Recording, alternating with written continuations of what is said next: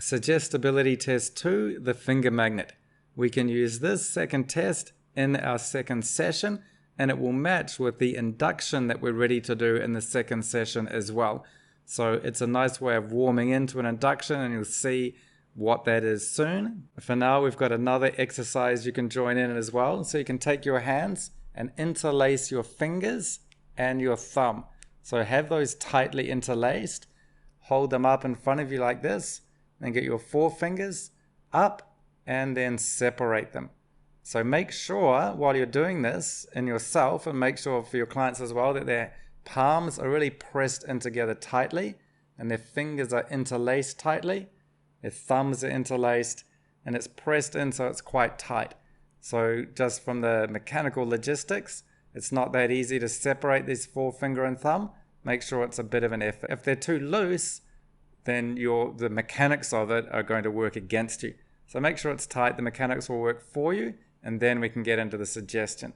So have your hands ready like this, and then I'll give you the words and the commentary that we can use to take people through it. So here's the exact wording of the commentary and directions I'd give. Interlace your fingers and thumbs.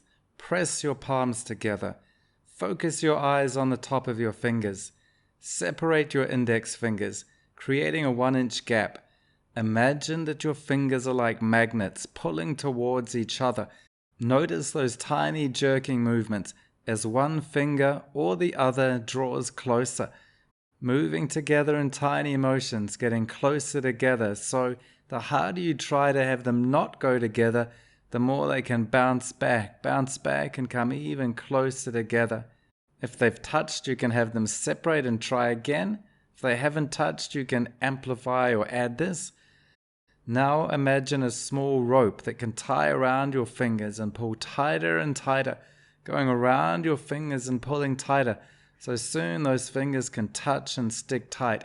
The rope pulling tighter and tighter, the fingers twitching closer and closer together until they touch.